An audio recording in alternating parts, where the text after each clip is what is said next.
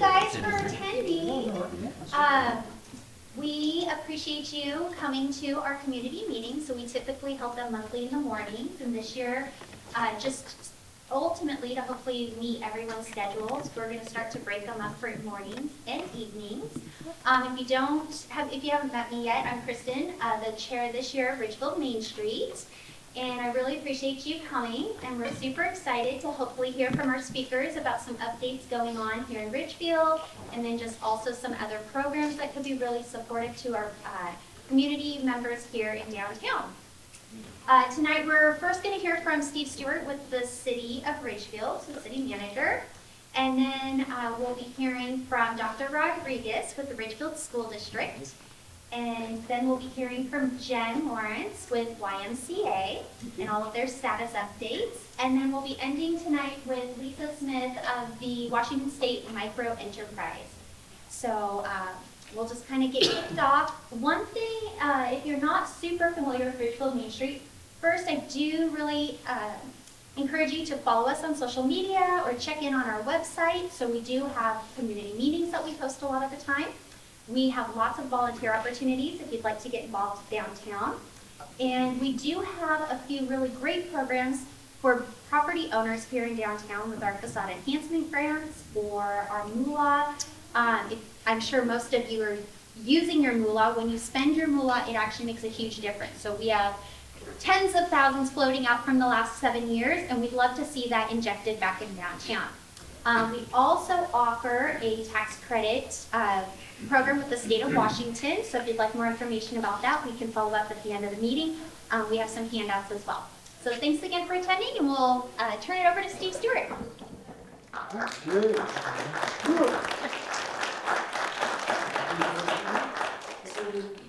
Are we using the mic? No using? We need a mic on? So You're welcome. No one has ever told me that I have a voice needed. They've told me to be quiet quite a few times. Good evening. Thanks for coming out. My name is Steve Stewart. I am the city manager for the city of Ridgefield. We'd be remiss if I did not mention we have our Mayor Pro Tem, Judy Chipman, with us this evening. We have Councilor Clyde Burkle with us this evening as well, listening to the conversation, wanting to hear more from you than from me, because they hear from me more than they probably even care to. So our goal for this evening is to really share a little bit of what's going on for the city. We do this in the morning meetings. Ridgefield Main Street, an amazing partner for the city, not only in these kinds of events and be able to provide information, but the support for our downtown merchants is impossible for us to do without a partner like Ridgefield Main Street. I'm not saying that as some sort of promotion for Main Street program. The Main Street program is a function of the people who work down here and own businesses who created Ridgefield Main Street to actually help those businesses down here thrive. And I think you can see the impacts that they have had on small businesses throughout downtown Ridgefield. And it is only going to get better. And that's what I can talk about a little bit, is about what is coming, what's coming next that we are involved in as a city. And what I'm going to do is kind of take you on a little bit of a tour of the city. We'll start downtown because that's where we are. But I'm going to start a little bit further west. So just a little bit further west, because our partners at the port aren't here this evening, so I'll share just a little bit of where they are at, is the waterfront. So the waterfront, which served as a mill site for many, many years and has not been accessible to the public for almost 100 years, is finally actually accessible for the public to enjoy, to connect with the water, to connect with the natural environment that surrounds us with the National Wildlife Refuge. So now we have this ready-to-build, redevelopment-ready waterfront site that took about $100 million and 30 years to get to that point. Tons of work went into that. We are now at a point where we can see it come to fruition. Now, what does that mean? The Port of Ridgefield is working right now with a master developer called Palindrome. And if you look up Palindrome, number one, it is what you think it is. Their entire business model is everything they do is a palindrome. So the district that they are talking about for the waterfront is the kayak district, which is apropos for us here in Ridgefield. It also happens to be a palindrome. So they come in as a master developer working with the Port of Ridgefield to develop the site in the vision of the community. The vision of the community has been really focused on a couple of key aspects through all of the community work that's happened, and that is, number one, keep that connection with the natural environment, with the water that we have. Number two, make it fit. Make it something that's Ridgefield specific. Make it something that is not Vancouver waterfront or Kalama waterfront or Portland waterfront. That is the Ridgefield waterfront, that it's special, because it is special. So lean into that.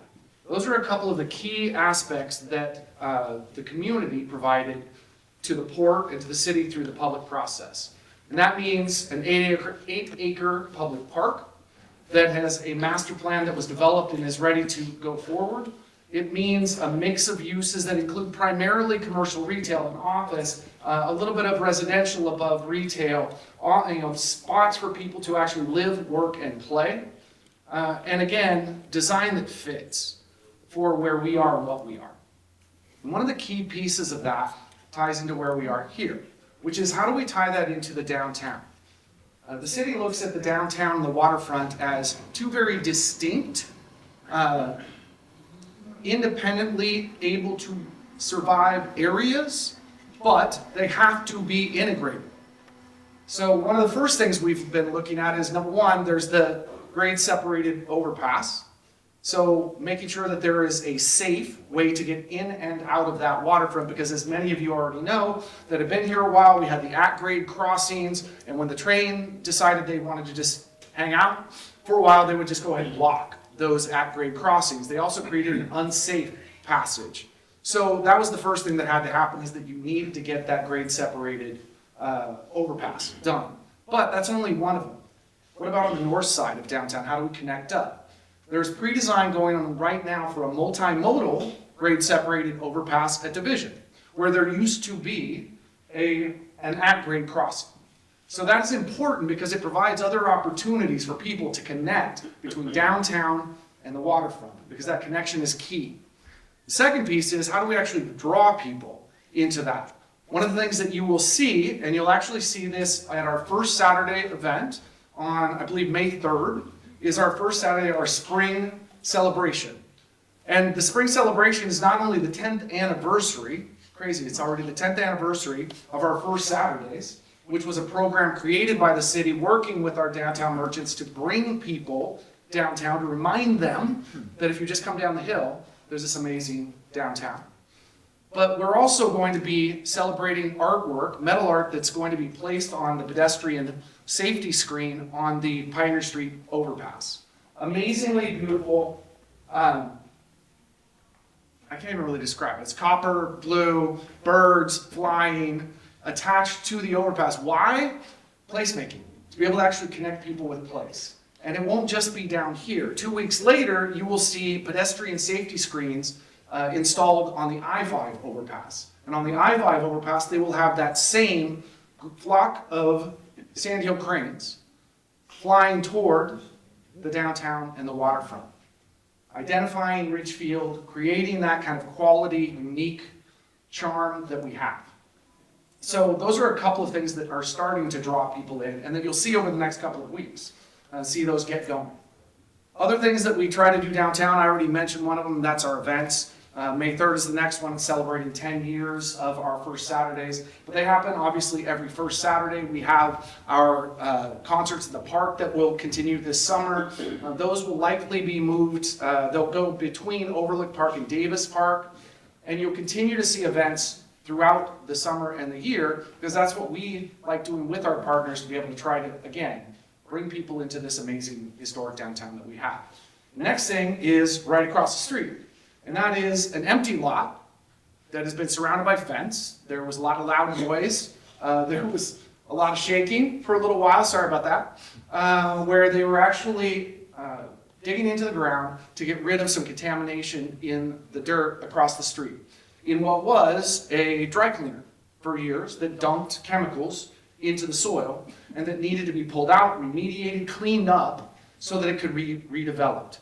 Key is that no private entity was going to come in and redevelop that as it was, because it would have cost them millions of dollars, $2 million actually, to clean it up before they could ever turn a shovel to build a building. It wouldn't pencil. So we knew we had to get involved. So the city got involved, worked with the Department of Ecology, got a $2 million grant, and have been doing the work to get that cleaned up. The work is basically done. There are actually monitoring wells that you can't really see that are on the site. It's been restored to that gravel of what it was before, and the remediation is basically complete.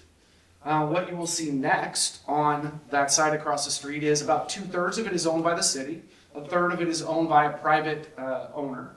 And the 2/3 that the city owns will be reopened for off-street parking in the near term. Now, the council's long-term vision is to work with the downtown merchants, the downtown community and others, to figure out what is it you want to see, but what kinds of businesses, what kinds of residences, what kind of place can we create that really helps this downtown boom? Working with private developers, not building it ourselves, but figuring out what do we want it to be. Long term. Short term, we are committed to making sure that there is off-street parking available, especially in the summer, when we get into those summer events, assuring that we have adequate space for off-street parking downtown. So that's happening as well. And speaking of parking, some of the parking is going to change down here. Number one, we're adding about 35 spaces to downtown. Now, how are we doing that? Pretty simply, actually. It's taking areas that were no parking areas along 3rd, as we head down toward the waterfront, that were haul routes during the cleanup and no longer are necessary for no parking. So those are coming out, and we're allowing now parking in those areas. Creating angled parking on 4th, where it will this summer turn to a one-way. I know someone who cares a lot about that. Go one-way going north, similar to 5th, about the same number of blocks, with parking on the west side, west side, thank you, sorry. On the west side, they were thinking east side, and then the residents of 4th made it clear, no, west side's the right way to put that. Put angled parking along 4th to be able to actually create opportunity for additional parking there. Also on South Main, adding parking spaces in that area just south of the park, where there is a project going on to help with the stormwater, sidewalks, curb and gutter in the area on South Main. So adding parking spaces there. So again, between 35 and 40 spaces are being added. There are a couple of changes to allow for loading and unloading here on the corner, and then pulling a couple of spaces back, because it's kind of hard to see when you're a Pioneer in Maine. You're trying to go around the corner and somebody's parked right on that corner, not easy. So those are going to get pulled back a little bit. But really looking at the downtown parking to make it more effective and efficient and provide more opportunity. So I don't want to spend all my time talking, because I do want to offer the opportunity for you guys to ask questions, provide comments, give feedback as well. But I will move a little bit further out, because I'm sure there's some of you that would be interested in it as you head out Pioneer 2 ways. At Pioneer and Hillhurst, the city just purchased a home. They jokingly referred to it as the city manager's home. I haven't got kicked out yet, so I'm not going to be moving in it. But we bought a house, and the reason we bought the house was it was a long-term investment in where a roundabout needs to go. So at Hillhurst and Pioneer, long-term, there is a need for signalization when the waterfront develops. You'll need to have something better than just the 3-way stops that's there. So the question was what? We have a policy priority through our council to prioritize roundabouts as the first option when we're looking at signalization. So, to do a roundabout in the existing right-of-way, there's not enough space. That house came for sale, the lot worked well for that. It gives us the capacity to actually put a roundabout that can handle the traffic that we would expect to see long-term. In the near term, it gives an opportunity for council to lean into something they care about, which is providing affordable housing opportunities. So you may have seen city trucks over there recently. They're getting it ready for rental. And what the council has said is, we want to rent that to a family, individual or family that is making 80% or less of median income. And we're going to put it at a price that's affordable and that's competitive. And so that it provides an option for a family that may not have another one. So they want to make sure that they're practicing a little bit of what they preach in wanting affordability. So that's what we're doing right there. Now, as you head east, out of town, obviously the big thing is as you get closer and closer to the junction, right? I mean, Jennifer can talk all about the YMCA project, the Community Recreation Center, and I will leave that happily for Jennifer to talk through. For us, I'm going to go just a little bit further east to the Pioneer Widening project that's been underway, the closure that we've all been enduring. this. I hope, number one, that you've had an opportunity to go online and see the live traffic cameras to see the progress of it. In my office, I actually keep it on all day because I just want to see what's happening with it and figure out how traffic is moving and how we might be able to do it better. So if you go online, if you go to our website, you can actually find, you just click on it and you can go to live traffic cams that are on either end of the closure project. Now the closure, which was originally intended to be done by April 22nd, is now going to be done by May 1st. So it's an extra week, which is not great. Does not make us happy. Certainly us, and certainly you. Necessary for a variety of reasons. But the bottom line of it is that what we have said is, May 1 at the latest, keep pressing, keep pushing, try to make it closer to April 22nd, as much as possible. But the idea is to make sure that when that opens up, when Pioneer opens up and it doesn't close again, that thoroughfare stays open. Now there will be other pieces of the widening project that will actually move people into different areas and detours. But Pioneer will stay open throughout the rest of the project. The rest of the project will be done sometime in the fall. Now, the main project area as far as getting traffic to and through, there are a few main time frames that we want to make sure we hit. The first one was making sure that we had 2 east-west roadways, at least 2 access points open before Costco opened, which we did. The next big thing is obviously In-N-Out Burger. Whether you love it or hate it, and frankly I didn't know much about it because I grew up around here and we didn't have In-N-Out Burger. So I've had to learn a lot about the cult that is In-N-Out Burger. It's true, it's amazing. If any of you are if you have a little time and you like being entertained, the Washington Post had an article about when Meridian, Idaho's In-N-Out Burger opened. And there was a video on there of a young woman who was sitting in line for 8 hours on opening day to get a burger at In-N-Out Burger. And she recorded the whole thing. And it was actually super hilarious. But for me, I geekily was watching it okay, how did traffic flow here? And what did they do? Where did they queue here? And how did they actually manage the queue from here to here? But it gave us a sense of what to expect. We have a traffic management plan that we required to be submitted by In-N-Out Burger to make sure that we know that there is adequate capacity off the roadway for them to queue up and sit for hours waiting for their burger. There's also an opportunity in this. And I've been starting to have the conversations internally, need to have it with Main Street, which is, there's an opportunity here to actually go out there. People will be sitting out there for hours. They're gonna get they need water, they need stuff. So just to be out there and give them a welcome bag, welcome them to Ridgefield. Give them a little something, give them a little bit of Main Street moolah, or come on downtown after they're done getting their burger, they can come downtown. But showing them there is a lot more than just the junction in that. So with that, and with any of these businesses we see around, the bigger businesses, we see an opportunity to try to tie things together. We also see revenue that helps us invest in the downtown, because that's important. We need that. Going a little bit further east, I already talked about the overpass pedestrian screen that's going in with the artwork that will be installed. Just east of that is Clark College at Boschma Farms, just opened, soft opening for spring classes, but ultimately providing everything from Running Start to general education to advanced manufacturing classes for the young people and everybody in our community. Great opportunity, not only for us here, but for the entirety of North County. And in the future, next door to it or nearby, we're looking at siting a criminal justice training center or police academy, a regional police academy for a permanent site that has consensus of everyone from the sheriff to Vancouver's mayor to councils all over and chiefs all over. And she hides in the back, but the Iris Award-winning police chief of Ridgefield, Kathy Dorio, is with us.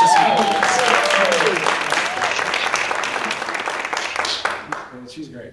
All right, so we've gone to the east side. The only other thing I wanted to make sure I talked about just a little bit is that you head south on Royal Road. There's obviously a lot of businesses that are in that area. That's an activity hub that was planned for in 2016. The plan for that sub-area was to create community-centric places to live, work, play. Rose Hours was the straw that stirs the drink. That was the starting point of all of it. Former Mayor Don Stoss from Spokane, key in bringing the Spokane company Rose Hours to us, is with us this evening. Good to see you, sir. But ultimately, things have grown up around it. We have a 10-acre park, Orange Corner Community Park. We have multifamily. We have the services that are occurring there. We have some healthcare facilities that are getting built up there. Peace Health, Peace Health, Legacy, Vancouver Clinic, all coming in that area, providing us different opportunities that we didn't already have here. And then you head south and you actually see everything from the new, it's not Bar 3, it's Pure Bar. Everything from Pure Bar to healthcare to childcare to dog care, all the way down to the Rourke. And as you get to there, opportunity. Opportunity for things like a West Side fire station that we desperately need to be able to shorten the response times for the fire district. That's something that we are working actively with Clark Cowlitz Fire and Rescue to find them a new home on the west side so that they can build a fire station to support this side of town as well. So lots going on with that as well. Lots more going on. As my council knows, we spend 3+ hours every other week, talking about everything that's going on in the city. So there's obviously a lot more to discuss, but at that, I'd much rather be able to answer your questions. We have other partners. Dr. Rodriguez is here, and she can speak to the partnership and to everything that's going on with the school district. But if there's anything I can answer from the city's perspective, and I have already probably gone long, but if there are any questions, I'm happy to answer them. Yes, sir. Have any updates on the splash pad? Yeah, so splash pad, for those of you who don't know, we have a splash pad. Didn't know if you know that. It was on for like 3 or 4 hours like a year ago, so that was great. That was really nice. I only joke because that project is a frustration for everybody.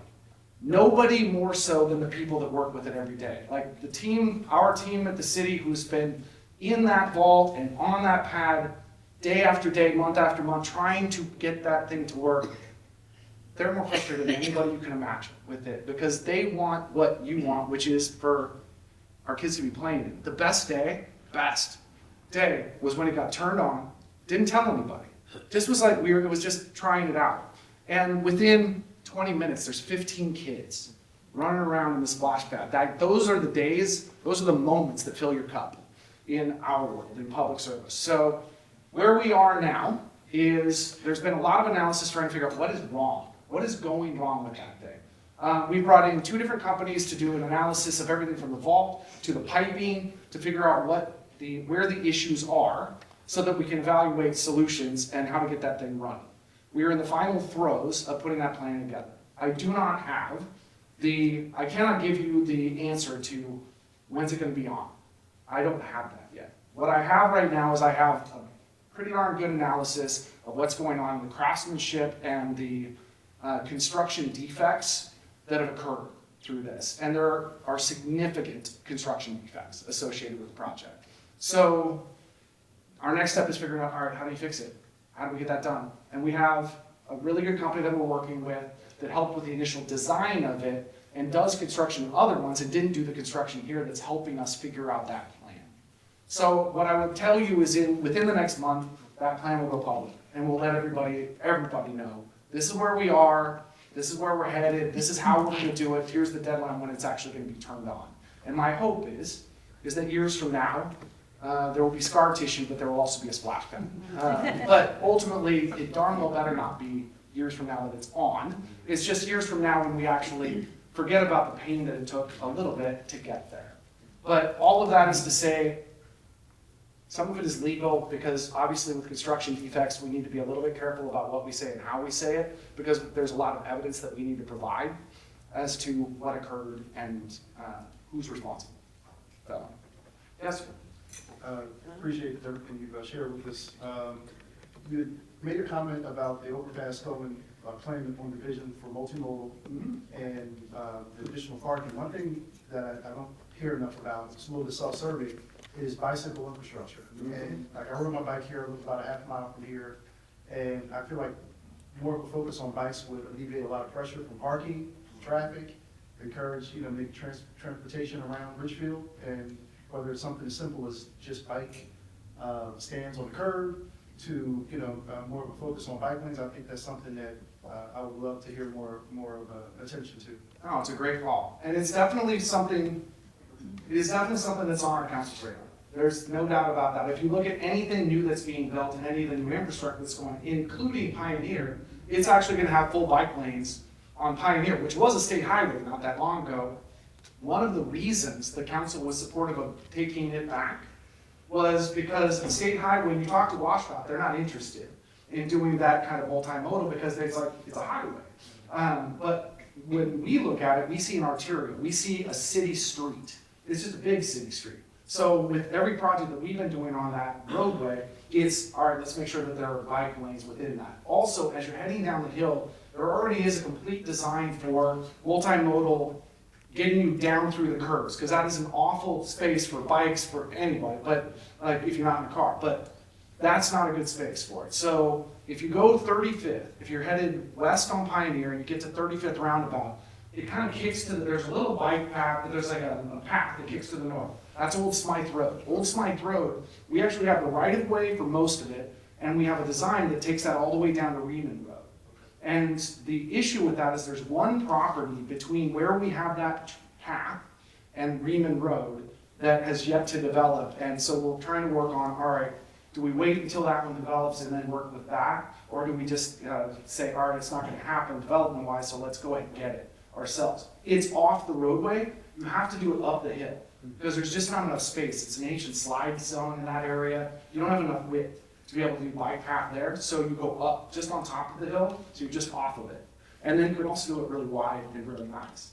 The rest of the way, we have the design done from Reman to Mayor's Meadow, and some of that's going to happen with a different project that's going to be installing a crosswalk on Pioneer about where the manufactured home community is, going across the street there. So that's one roadway. There's a lot more, right? I mean, there's definitely more spaces that need to have bicycle-friendly amendments done to them. There's been a lot of conversation about like, how do we do sharrows? Do we do like in the downtown area? Do we do, do we try to install some of what some of the larger cities have done with kind of taking one side and having that be multimodal? Though that hasn't been decided, but it is absolutely part of when we're looking at our traffic circulation for downtown. And that's, and I should have mentioned this, it's one of the next big things for the port with the waterfront is before that develops, they'll have to do a whole analysis of traffic. And that will show us what we need to be doing for downtown circulation, not just for cars, but for bikes as well.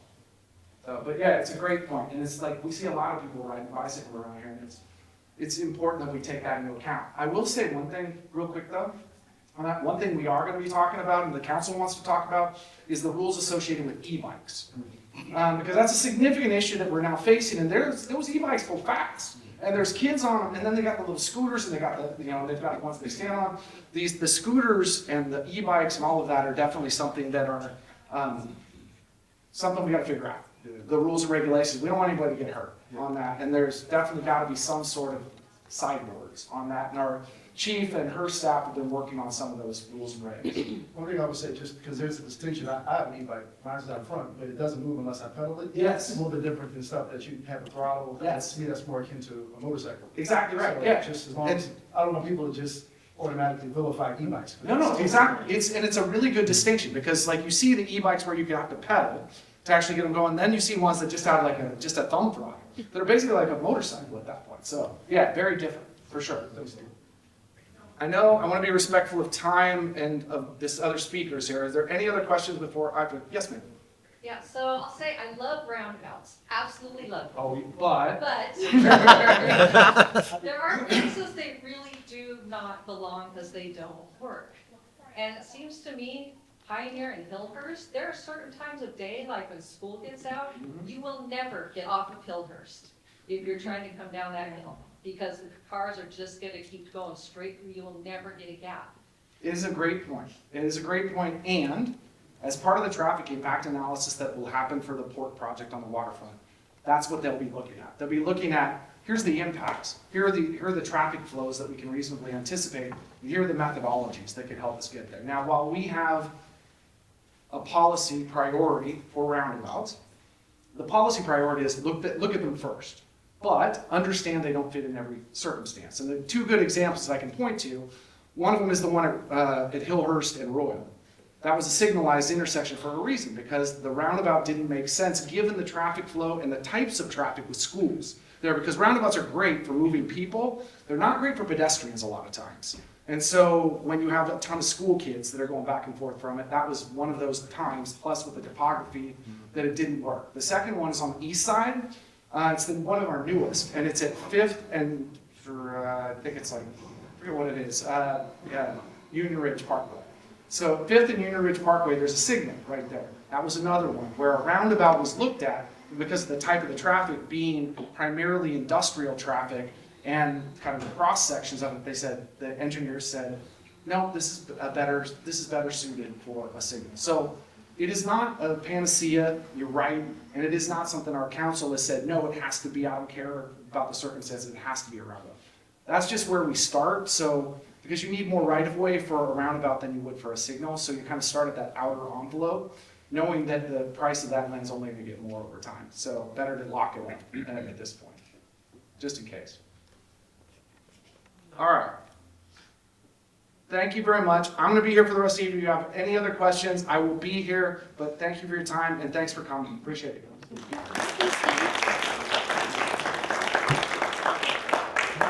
There's always something going on downtown, huh? There's always something going on in Ridgefield. So with that, I do welcome you to grab some more bites. We have the catering from Nest, so we thank Scott for that. And then,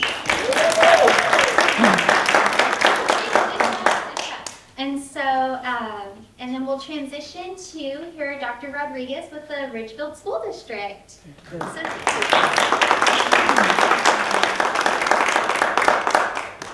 Good evening, everybody. Dr. Jenny Rodriguez. I would say it's nice to see you, but I can't see you. I'm eyes. And since Steve cut into my time, he has to click the slides for me tonight, so I figured that was fair.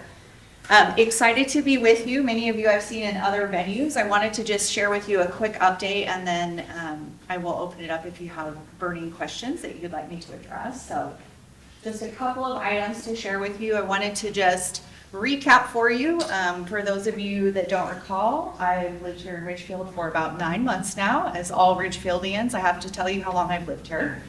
And this is really from our school board, what they set out to focus on this year. So this was kind of my marching orders in my first year here. Really a huge focus around communication and responsiveness.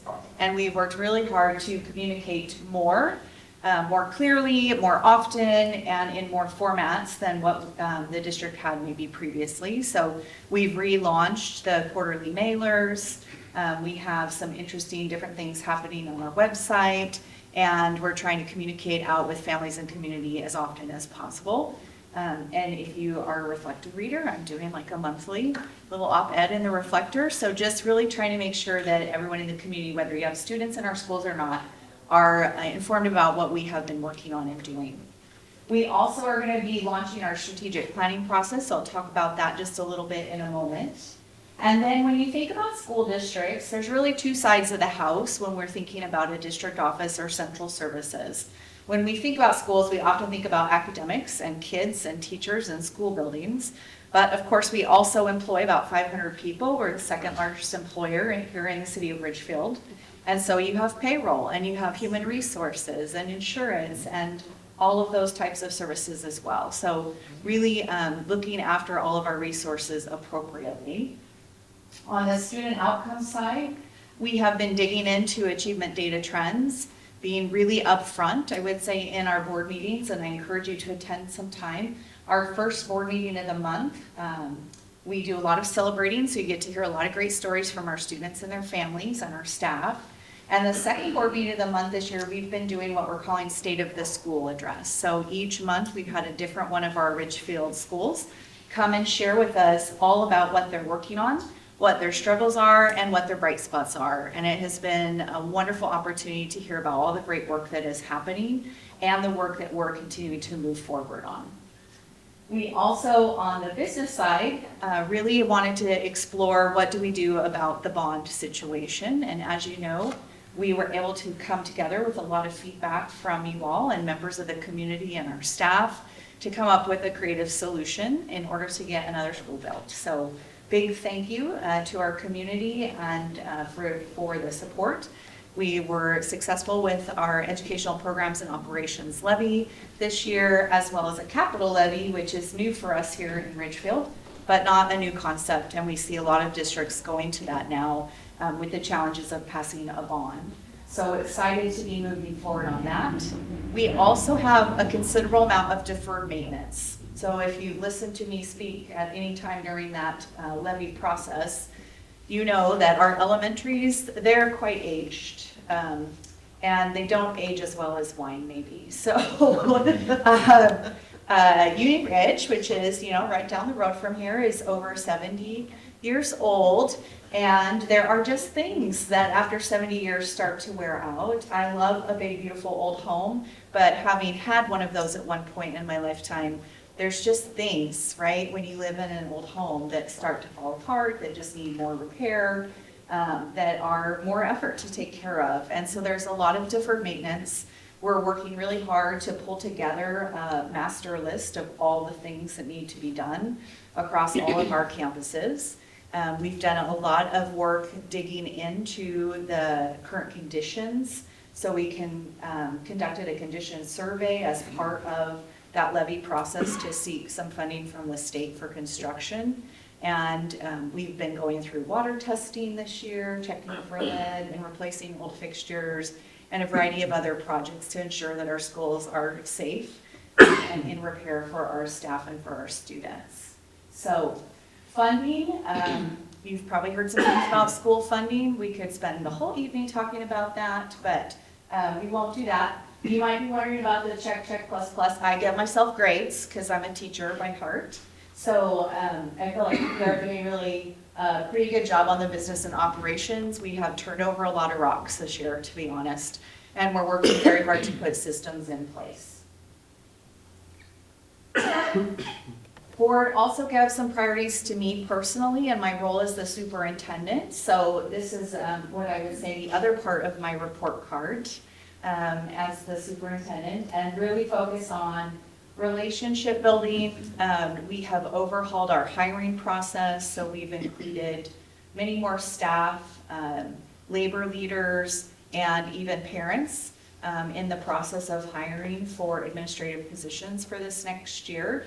So that's been really exciting. We've also done more surveying of folks, and we've been getting really just in better and better response rates because people see that we're using the feedback that they're giving to us. So anytime we send a survey out, I always make sure to share that feedback back through our board meetings and our other communication channels, and we take action on it. So we're working hard at that. You can see a couple of the same items that we saw on the last slide, and then of course leadership just in general and fiscal stewardship.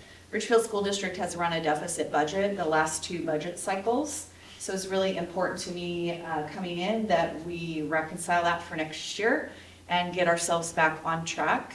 Like anybody else, we just cannot spend more than what we have coming in revenue. So that has been a difficult challenge for folks, and it has meant some right sizing and some budget reductions, and also saying no to some things. But that is really what I want to do, and that is what the board wants to do, is to ensure that we are fiscally sound and that we don't find ourselves in the position of some of the other districts in our state that are in binding conditions and struggling to make payroll. All right. We had a mid-year board retreat. These were some of the things that the board really highlighted and daylighted as things that have gone well in the first 6 months. So we do a twice annual board retreat, which is a great time for us to really dig in as a governance team and take a look at policies and procedures and where we want to go in the next 6 months. So lots of great things happening there. Things that you might not know if you're not in the school system. We launched a peer-to-peer recognition system this year. We let staff name it. We ran a survey for that. So it's called the Golden Fry. And when you are nominated by a colleague for the Golden Fry, come out and deliver that in front of your colleagues, and we take a picture and put it out. So it's been really fun to get to recognize our staff across the district. We also have a weekly newsletter that we do just for staff to really continue to hone their skills as educators, keep them up to date on what is happening in operational departments or in the board, And then we do still have a weekly newsletter that goes out to all families and community members that are interested. So if that's something you would like to receive, you can reach out to our main office and they'll get you on that mailer. It's an electronic newsletter. Okay. So just briefly, strategic planning, this gives you just kind of a sense of where we are headed. Initially, I thought we were gonna do all this the first year. I had no idea. The number of things I was going to find. So we had to back up a little bit. So we have been working on getting more systems in place, restructuring central services, and we'll be launching the strategic planning work next month. So you can watch our website if you would like to come to one of the launch sessions. We'll have multiple sessions. They will all be the same, so you can come to them all, but you don't have to. And that is really for us to gather a lot of information and crowdsource the thoughts of Ridgefield citizens, including our students and our staff, our parents, and community members around what they want to see from the school district as we move forward. We are looking at developing a new vision and mission statement and identifying our core values. And then that will help us roll into next fall, where we're going to launch a work group, which will be a rather large group that will meet multiple times through October, November, December-ish to really do some deep listening. We're going to actually do a process of empathy interviews and then send folks out to listen to the people in their circle. So just as you know, you have your neighbors, your folks that you see at work or at church or that your kids have activities with. We all have a different circle of people that are in our community. And so we're going to utilize each other to be able to really gather information from people who might not be able to come to a session and share their information directly or their thoughts directly. So excited about that process. That will result in some identification of the top challenges. It's really a root cause analysis approach, and then the goals will be built to address those root causes. So often with school strategic plans, we see goals that like 100% of kids will read on grade level. Yes, that's important, and we want to get there too. And if we don't get to the heart of why they're not reading on grade level, we probably are not really going to get there, right? So we're treating a symptom and maybe not the disease. So we're going to do a root cause process in the development of our goals, and our timeline is to be able to set those goals and measures at the end of next school year. And if we look at the next slide, it's got the timeline for you, so you can just get a sense of that. School districts are very complex systems, and so we'll be looking at a 5 to 7 year strategic plan to really give time for folks to learn and for new initiatives and ideas to take root and grow. All right, and then if we move ahead, thank you, sir. You may have heard some about our RIF, reduction in force or layoffs. You'd have to, I think, never read the paper if you don't know about the challenges schools are facing right now.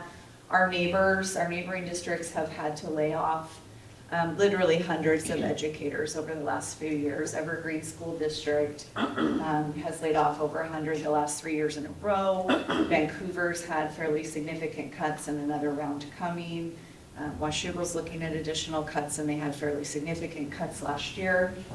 Folks are having a really hard time making ends meet with the state funding. And really important, again, for myself and for our board that we are fiscally responsible and that we live within our means.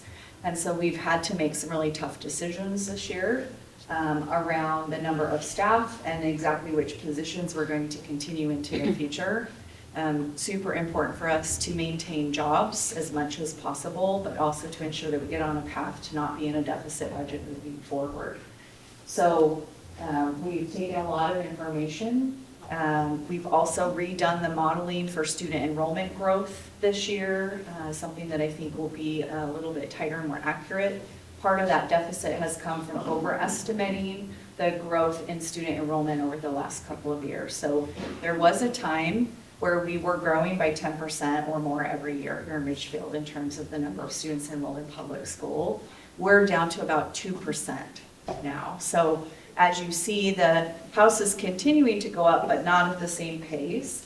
And we see a lot of emphasis, I think, from our friends at the city around also bringing in businesses and industry. That is slowing some of the student enrollment, which is not a terrible thing because we're quite crowded. If you drive by our campuses, you can see the portables all over the place.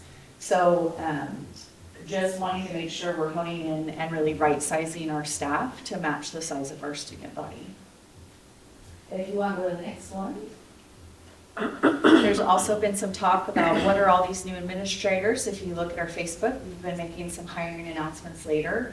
We've had a number of administrative positions that I opted not to fill this year. I left unfilled because I wanted to figure out how to get our budget back to an even spot.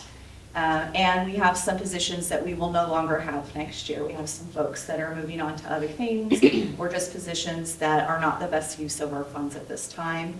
And we've created some different positions based on all of the listen and learn feedback that I've gathered around the areas where folks are feeling like we need more emphasis or we need to be paying a little bit closer attention, providing additional support. So we are actually going to be reducing administrators as a group in whole by the time we're done through this process. And you can see here the positions that we will not have next year that have been in our budget the last 2 years. And the positions on the right, which are replacing those. And happy to talk about what any of those are, but we're really going to put more emphasis on principal instructional leadership as a lever for improving instruction in schools and outcomes for students, and more emphasis around special education and inclusion, and ensuring we have the support we need for our staff so that they can meet the needs of our students. So just a little bit of a different emphasis with those positions moving forward. This one is a lot to look at, I know, but this is a draft of the new org chart. So it just gives you a little bit of a sense of how we're breaking out the systems. Just like we started on the very first slide, you have really academics and students and schools and business and operations on the other side, and you can see how those pieces fit together. We have never had an administrator dedicated to human resources in our district, and with about 500 employees, that is quite the challenge. So currently, a large part of my job is working in human resources to handle all the things that need to be addressed.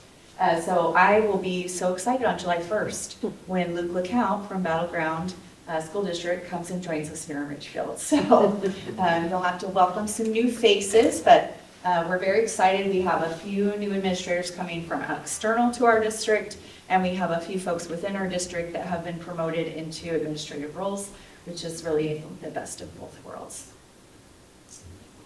And then for fun, this is like probably the most fun thing to get to talk about. We're leaving school, so I'm so excited. Elementary number 3 is going to be its name for a little while, but this is really just a little bit of the blueprint, the floor plan. It is a 2-story structure, similar in some ways to the newer buildings at Union Ridge and South Ridge, with fewer bells and whistles, shall we say. Streamlined, cut down a little bit, and we can't wait to have it open because we are busting at the seams. Union Ridge has over 700 students currently, and South Ridge has over 750 students.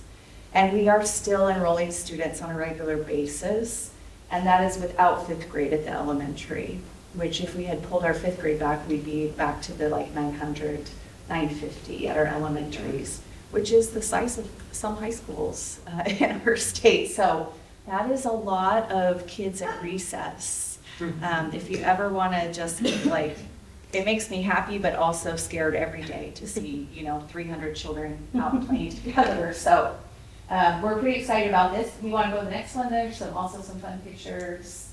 So we have picked all the colors. These are the finishes, which gives you a little bit of a sense of it, but we do have some boards and mock-ups at the central office if you ever want to come by and see them. We have done some things that I think are helpful. Just we need to right-size our spending, right? So you'll see that The building is more neutral in color. There's no custom colors in this. We're going with off-the-shelf orange and blue rather than specially mixed expensive orange and blue. And I think it's going to be really a structure that will stand the test of time. And I'm really excited about that. You can see in the lower right, north is up if you're just trying to figure out kind of the layout there of the design of that. So we are super excited to get started. It is actually out to bid right now, and we have bid opening next month, and fingers crossed, we'll be awarding a bid to a contractor at our last meeting in May.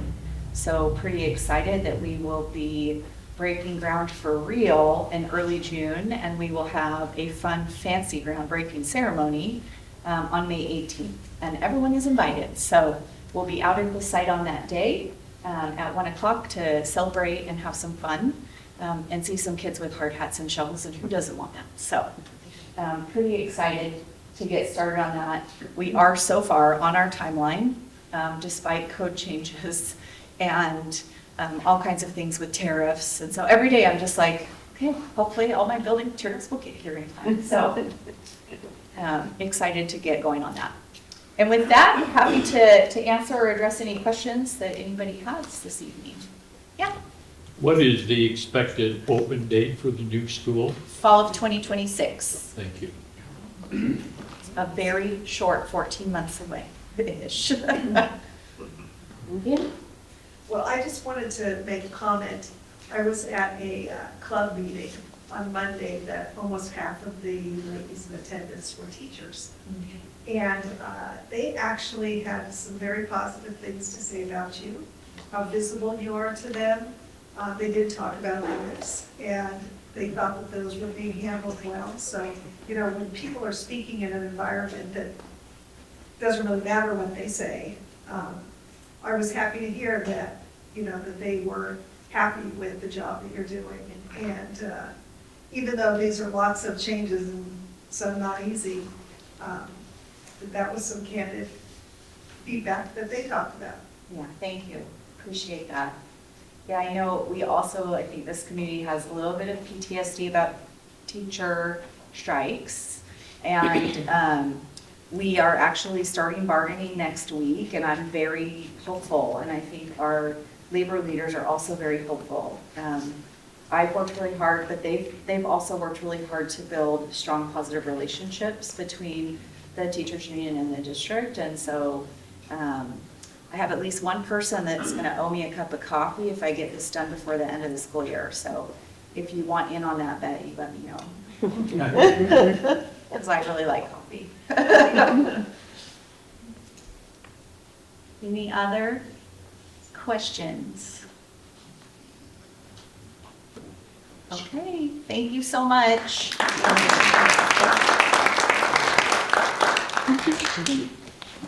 Well, thank you so much, Dr. Rodriguez, and I think it really lends to our small town heart that our community is so engaged with our education system. And it's so nice to hear that we have a little bit of slowdown so we can catch up. So thanks again, and thanks for Steve Stewart for being the master slide assistant.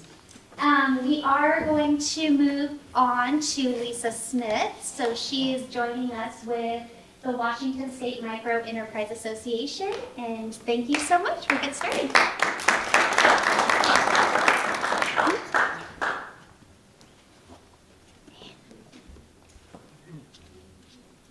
Good afternoon, everybody. Wow, it is bright. Can you all hear me all right? Okay.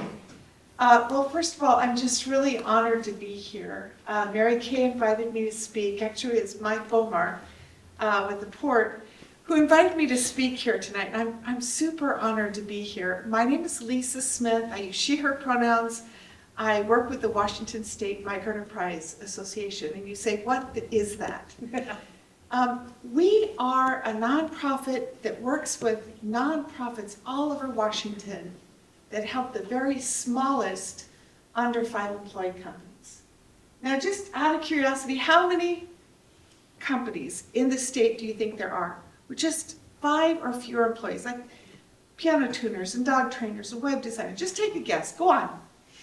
600,000. 600,000. Anyone else? 2 million.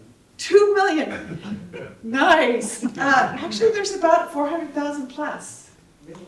And you wonder who is helping these folks. These are folks on your Main Street in those pretty impressive food cart vendors you have over here.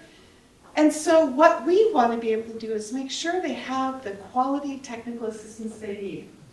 And so what I want to share with you tonight are resources available to you. How many of you know a Main Street business owner? Wow, okay, I'm talking to the right crowd. And how many of you are a Main Street business owner? Okay, awesome. Well, what I know is that it's super hard to be in business. If you don't understand your revenue, if you don't understand your expenses, you can't tell at the end of the month whether you're doing okay. If you don't know what your tax burden is, if you can't do your cash flow projections, if you don't know who your market is, it's stressful. And what we want to make sure is the business owners all over the state have the resources they need to just lower that stress.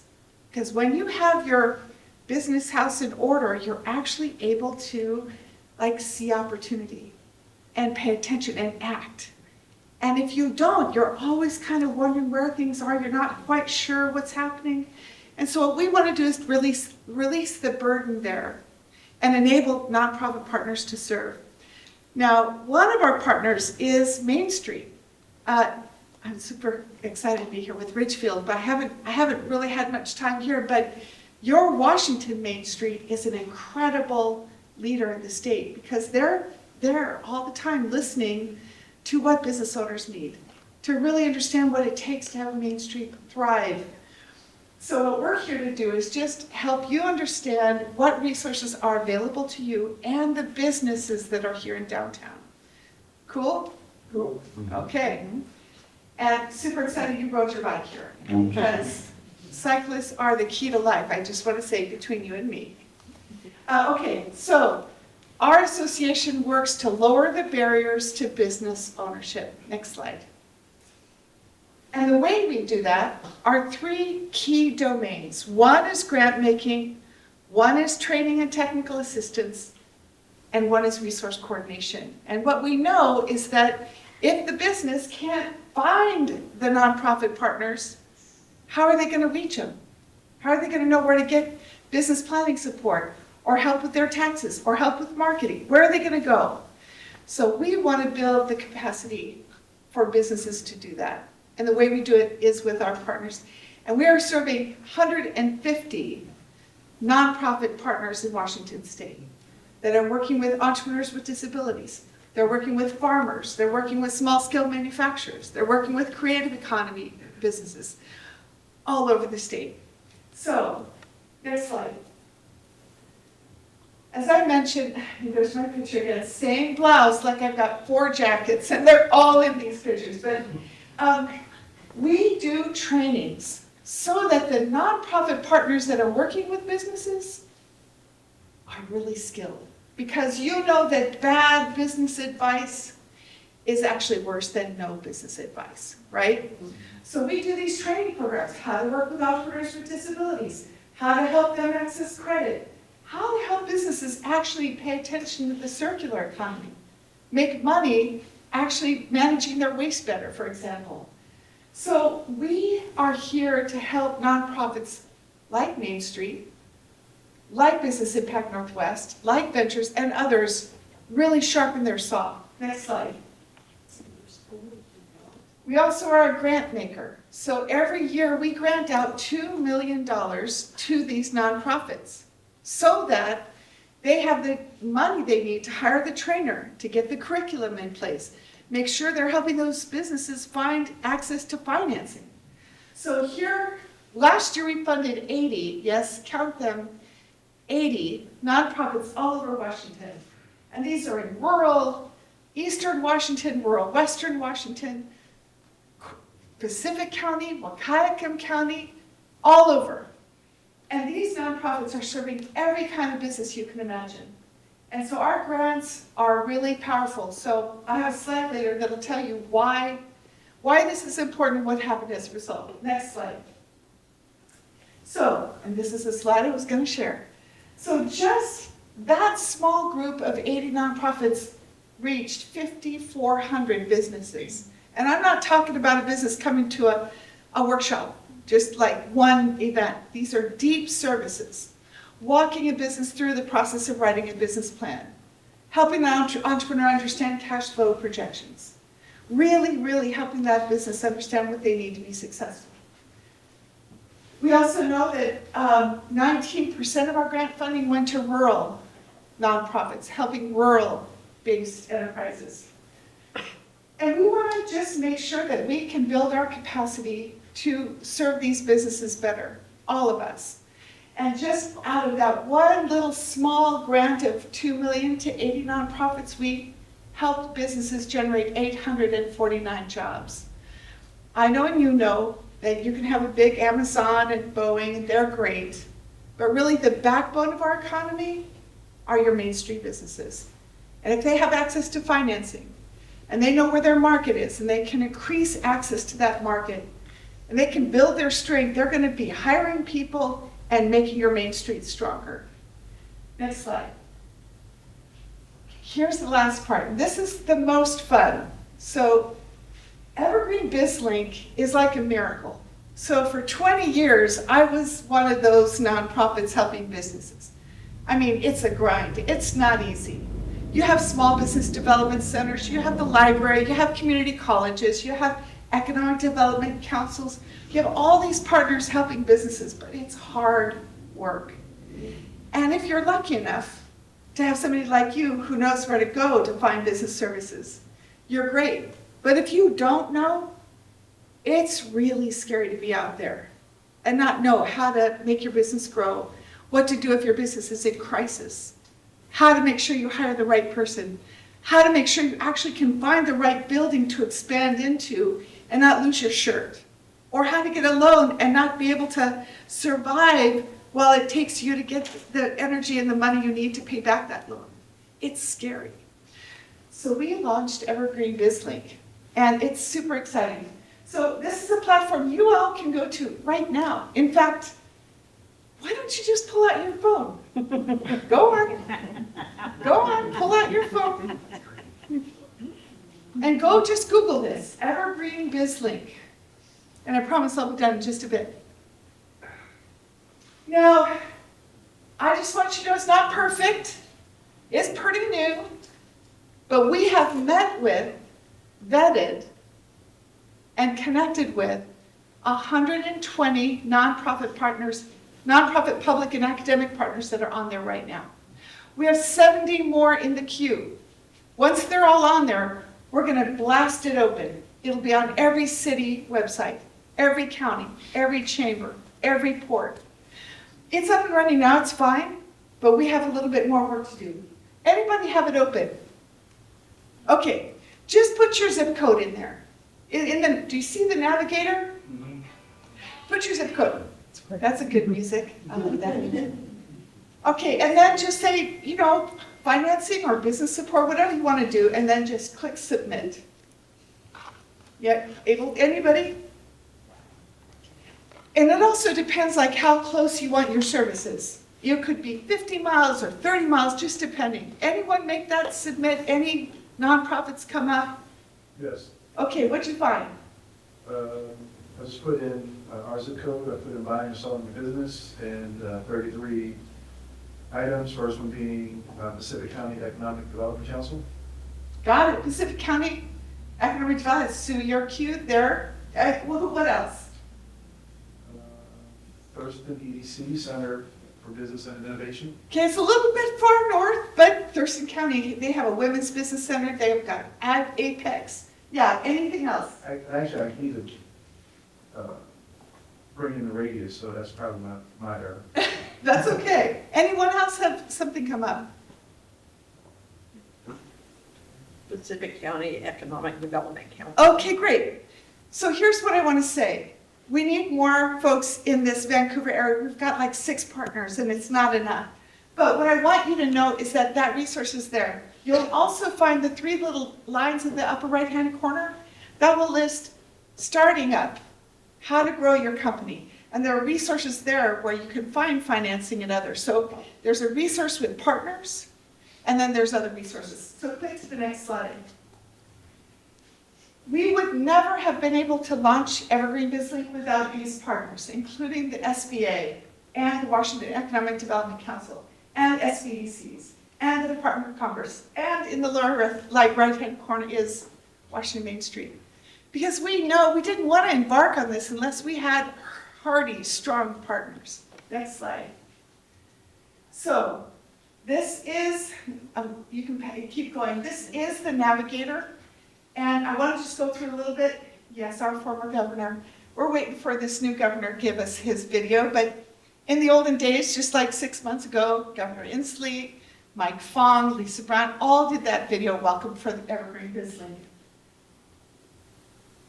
Okay, right resources for the right time. You can go to the next slide. Now, see here, these are how to plan your business, prepare for success. All those are live links where you can check out new resources. Next slide. Here's the navigator, just like we did. And here are the resources that come up. Let's say you want one of those. Go to the next slide. You see that? I want to start a cooperative, let's say. You click on that, connect me with this organization. Go to the next slide. You put your name in there. And then you say submit. Next slide. They will reach out to you and build a relationship. And if they don't, guess who knows about it? We monitor every match. So if they don't call you back, we know about it. We so far have an 85% real satisfaction rate by the entrepreneurs that are going onto the link. And like thousands of searches all the time. Last slide. Okay, that's how you can reach me. I want to say thank you for this opportunity. And I also want to just say how charming your little downtown here, and not little, your downtown is. I had the opportunity to come here a while back, very early in the morning, and it was ready to snow, so I wasn't able to stay, but I bought flowers at your florist. I came here and had my coffee. I bought earrings, not these, but they're right outside the door here. I missed the dang blasted, food carts because it was too early in the morning, but the feel of this downtown is very sweet. And you ought to be really, really proud to have a space where people feel, like me, feel so welcome. And so without further ado, I want to say thank you for the opportunity. I have these here. And, if you want to just hand them to a business owner, it's just a way that you can spread the word. Thank you so much. Have a great night.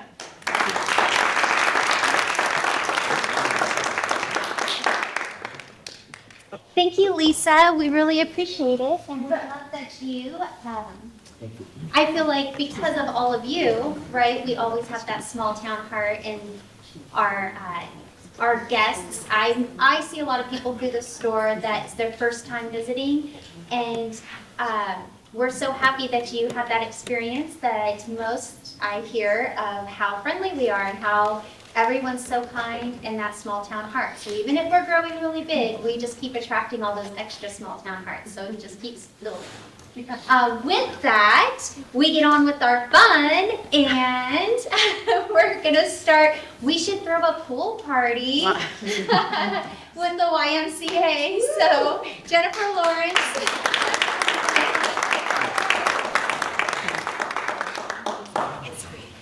Thank you all. I don't know where to stand. It is very bright up here. So my name is Jennifer Lawrence. I've met very many of you, but if you don't know me, I am the executive director for the YMCA here in Ridgefield. I've been with the YMCA of Columbia-Willamette for 12 and a half years. And our association is all Portland Metro, down from Sherwood up to here, or the tip-top north part of our association, from Forest Grove out to Sandy, and then we just recently got Deschutes County, which don't ask me why we have Deschutes County, that's a higher pay level than me. But I also want to introduce you my colleague Roger Button, and let him talk about his So I'm Roger Button, I'm the Vice President of Community Development, which means I go into communities that the Y doesn't have a presence in yet, or has had and lost a presence, and revitalize that.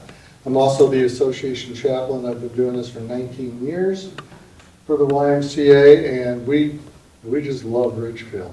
And so we want to make this happen. Yeah, so about 3 years ago, I was offered this amazing opportunity to come up to Ridgefield and given 3 tasks to do in that first year. Was get to know as many people as I can, learn what the needs are for the community of Ridgefield, and start working on the capital campaign to build the brick and mortar YMCA. So I have, as I said, I've met many of you. I've been blessed to meet so many wonderful people. As we've heard all night, this community is really amazing, and I have just so enjoyed meeting people. One of the things that's interesting about the YMCA is that we have a wide range. We literally serve individuals birth to grave, and different programs and different opportunities. And when we come to a community, we don't want to bring in a packaged program and say, this is what Ridgefield needs. We want to learn what the community does have and what we can add to it, or what gaps we can fill. And sometimes that's not a YMCA answer, but we might be able to connect another nonprofit. And so we want to be a community convener to meet the needs of the community. I found it very interesting as I started meeting people to learn what there was here and what the needs were. My career in total has been in youth development. So of course my mindset was we're going to do summer camps, and we're going to do after school and maybe youth sports, and I was ready to roll. And then I got here and I know, community ed does a really good youth sports program, so maybe that's not quite where we want to start. We've definitely started with summer camps because there was some, but not enough. As we grow, as the community grows, how do we add to some of the things that are there and make sure there's enough? I also learned really quickly that there was a need for some programming for active older adults, which has been very fun for me to learn more about and to start. So we do a gentle strength and stretch class on Thursday mornings at the library. The library's been a great partner for us, 10 a.m. if you're around. And I will say I've participated. 11. Oh my gosh, I said the wrong time. I'm glad you're here to fact check me. 11 a.m. at the library. And I will say that I went and did it, and I learned that I don't stretch enough. So it's a good little workout. We're also doing a Spice of Life dinner that's a social dinner, and it's quarterly at the library again. The 3rd Wednesday of July will be the next one. And we do a different theme each time. We just did, in March, we did St. Patrick's Day, and everybody gets a dish assigned to them. So it's, and then brings the food, kind of potluck-esque. Great conversation, great community around food. We have done summer camps. We're working with community ed to do after-school programs. We have elementary and middle school age after-school programs. We started chess club this year at the middle school. This is our 2nd year doing youth in government, and all the kids get to learn about our structure of government and come up with their own idea for a bill and write it and present it. So first Saturday in June this year, if you want to hear those presentations, we'll be at the rack in the civic room, and they get to be there and present their bill, and they learn all the rules of decorum and everything. Last year we had 7 students participate, and it was really exciting to hear all their ideas and what they came up with. I tell everybody when they first told me, do you think government, Richmond? I said, do I really want to talk to middle schoolers about government in this day and age? I don't. But what I learned was the curriculum and the kids, the first thing I start with is how do we talk about something that we don't necessarily agree on, and talk about that in a way that is civil. So it might be a class some of the adults in the world need to take right now. And then I'm really excited to say that we are starting babysitting class here in town as well. And that is already full for starting in May. So we'll be looking at doing another one in fall. As I said, we like to hear what community needs are. We know that there is a pool desert in North Clark County. So we have come in and tried to find ways to offer safety around water in existing pools. Worked with the CERO to do safety around water a couple summers in a row, teaching life-saving skills, bring up our lifeguards and swim instructors, and talking to parents about being water watchers, because that's so important that when their kids are in the water, they have a job to be doing. We are going to participate and are finalizing details of where the world's largest swim lesson happens on June 26th. And we'll have a location in North Clark County that's to be announced right now. And that's a free swim lesson. But when we get that finalized, we'll have that out so that we can get kids in the water and give those life-saving skills to them. Another thing that we do every year is our annual, it's a YUSA event, Healthy Kids Day. And it's coming up, April 26th. We'll be at Davis Park in the library. And this is kind of an unofficial kickoff to summer, what things can be here, can families do in the summer, how do we be safe? And one of the resonating themes that we kept hearing in the community was one of the things I love about Ridgefield is that you see kids out on the streets playing and active and riding their bikes. Yeah. Now, one of the resonating themes I did hear is that they're not always riding their bikes in the safest manner and wearing their helmets. So we will have, in partnership with the police department and councilperson Ryan Davis is going to be there helping talk about bike safety, and we'll have helmet giveaways. So, any families where you've seen their kids out riding without helmets, bring them to Healthy Kids Day, 11 to 1 at Davis Park, and they will get a helmet that they can wear this summer. Last summer, we also did, we did our summer lunch program at Davis Park. We had it all scheduled, had a partner that was going to provide food, and then 2 weeks, one week before we were scheduled to start, they called us back and said, oh no, we made a mistake. The Ridgefield doesn't meet the poverty level by 2%. First of all, that was surprising to me, that we were that close to the poverty level. And second of all, we looked at each other and Chris Poppert and said, that's not good enough. If there's hungry kids here, we're gonna feed them. And how are we gonna do this? So we agreed to do a day, and Family Resource Center agreed to do a day, and then the Lions Club stepped up and gave us some more money. So we did Monday, Wednesday, Friday last year, doing a free lunch from 12 to 1.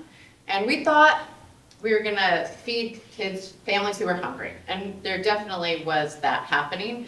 But as the summer went on, what we learned is we were really serving individuals who were looking for community. They're at risk for loneliness and social isolation. They wanted to find community with other families. We had homeschool parents and single moms and the whole array. So we ended up serving between 80 and 100 lunches every day. Monday, Wednesday, and Friday for the remainder of the summer. We had so much fun, and I know you love to tell stories. Well, so yeah, as Jennifer said, so number one, I just have to say, we are so committed to the city of Ridgefield that we gave our best executive director to, she gets tired.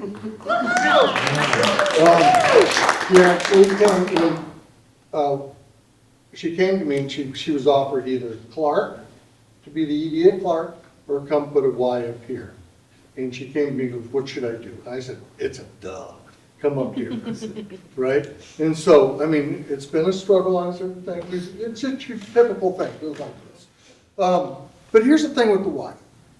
Self-righteous service is, here I am, this is what I think you need, so this is what I'll provide. And this is when you get services that nobody really wants or needs.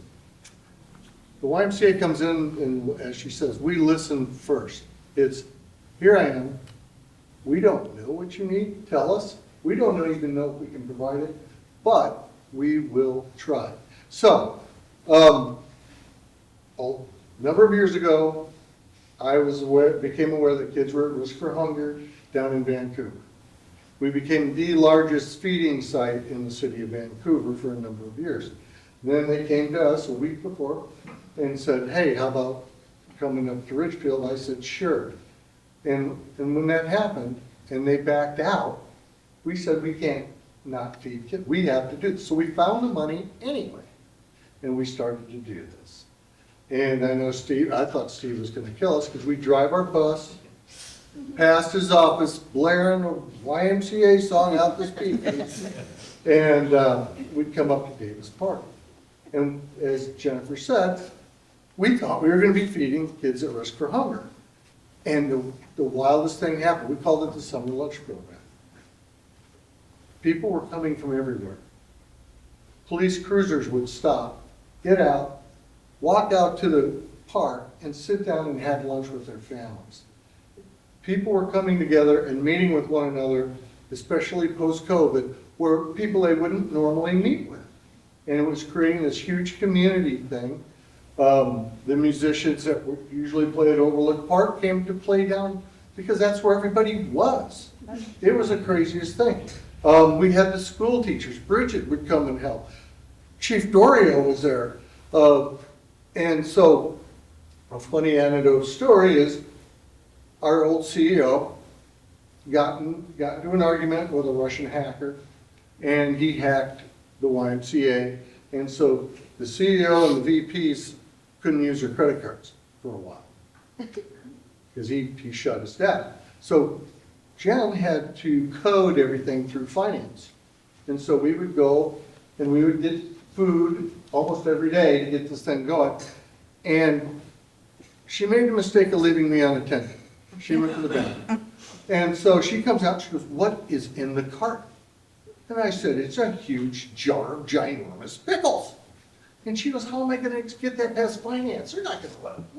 Who's gonna eat this?" I said, "How many kids do you think will eat it?" She goes, 2. She goes, "How are you gonna do it?" I go, "It's gonna be pickle on a stick." She goes, "What's the stick?" I said, "I got some plastic knives, I'll just do this." How long, what was the first jar? The first jar lasted 10 minutes. And there's kids all over the park, and this one kid comes running up with this pickle. I was like, "This is the best invention ever." And so we had all of this stuff going. She's doing the parachute game, I'm playing football with the kids, and we're feeding these kids Subway sandwich style, okay? They would come up and they would tell us what they wanted, and we would put the sandwiches together on site. Now, this is the craziest thing. The organization that I was gonna work with said, "We're not gonna feed up there, but we'll give you our lunches for what we get reimbursed." I said, "Okay, sounds great. What's your reimbursement?" They said $10. I said, "I can't afford a $10 lunch." And so, but here's Ridgefield. This is what I'm talking about. We had donations from Portland Bakery. So we had artisan bread, stuff that I don't even buy because it's too expensive. But we had Tillamook cheese. Thank you, Chief Dorio. Cheddar, Swiss. We had apples and oranges and Frito-Lay chips and watermelons, and it went on and on and on. And you know what the price per lunch was? 87 cents. Yeah. Because of you. That's exactly what it is. I know you're all wondering about the why. And so we've been meeting with a lot of people, and it's been an interesting ride, as you would say. And like I said, we listen. And we were listening to one person who said, "You know, when my kids were growing up, the school district gave swim lessons to all the kids in like the 3rd and 4th grade." And they go, "Oh." He goes, "Yeah, I'm not so interested in financing a building." I said, "Okay." I said, what trips your trigger, right? He goes, and he tells me that. I said, "What if the Y gave free swim lessons to those kids in Ridgefield? Absolutely free. Because the world is 75% water, and kids are 100% curious. Why don't we try to save some lives and keep the fire department from going down the Lake River?" It's not a done deal yet, but we get a pool. It's a pretty big bet that every kid in Ridgefield is going to get free swim lessons. Well, my goal here is to be a trendsetter with the Y. That's So right. and we're starting that this year because That's right. Picnic in the Park is going to happen 5 days a week in Davis Park. And we're revamping our summer lunch programs that we do at Clark County, both at our branch and our Child Development Center, because this was so successful and brought so many people together that we're impacting more people this summer because of that. We're gonna go from 20-some kids at Clark County to 80 and 100 people to serve. And the same concept, I wanna be the trendsetter to bring back in Clark County Yeah. this concept that kids in 3rd or 4th grade are getting a swim lesson, so that when we get a graduating class that has all had a swim lesson, we know they have basic life-saving skills, and we don't have to worry as much about drownings in our lakes and rivers. And that's what this community, I feel so passionate that this community comes together and that we can make it happen. Absolutely.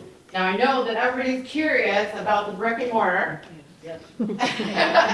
All these things to say that the Y is here, and we want to bring the brick and mortar to be a hub in this community. We've had lots of conversations and challenges with cost escalation. I will save you that story because none of us have that time tonight. But we are in a really good space with the project with the city that's going to be a recreation center and a community center with a 0 lot property line. And Steve's here to back check me, just like we got up here, just in case I say anything wrong. The recreation center will have 2 pools, a lap pool and a rec pool, a full court basketball with indoor walking track, and of course workout facilities. This is a current rendering of the outside, and then this back page, you're perfect, is kind of the overhead view of where the property will be. So right now, it's in the center of a lot of road construction that's almost going to be done, as we just heard. As you come around the detour right now, the property where the construction trailer sits is that start of the property for the recreation and community center. The timeline right now is hoping that we will break ground next year about this time. And I don't know when I'm forgetting. So questions for There you go. What do you still need to break ground next year? We are in the middle of a capital campaign, so we definitely are still looking for, so a traditional capital campaign has 3 phases, and the first 2 are part of what's typically known as a quiet campaign. That is not traditional here and has never happened. When we had 3 years ago, maybe 3.5, the Columbian did an article that the Y was coming, and made it sound like the money was magically here. So the quiet campaign went out the door, but the quiet phase of a campaign is getting your lead donor and your major donors. And so that's where we're at right now, is leading up getting those big cornerstone gifts that take up the majority, 12 to 15% of your, 70 to 75% of your total campaign. And then we do a community campaign where we will come to everybody in the community and say, hey, we are selling bricks, or we're doing a wall that will have all the names of all the community members that will make this happen. So right now, I really would love connections. We have conversations going and great leads, but anybody who has a person that is passionate about bringing a pool to North Clark County or a gym, we would love to have conversations further with that. Any other questions? All right.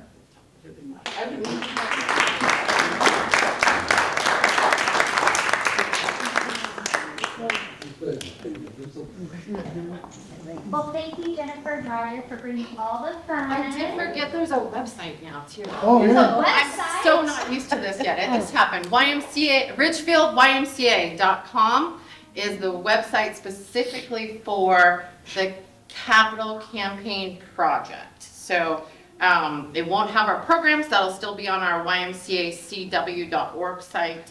But if you want to go check that out and contact me, I'd love to hear from you. So we just got done listening to the superintendent talk about how many kids we've got in the elementary school. Yes. Don't we have some camps? Okay, yes. We do have camps this summer. 10 weeks of summer camp happening in Abrams Park and the Rack and Roar. And So where do they go to register? register at ymcacw.org.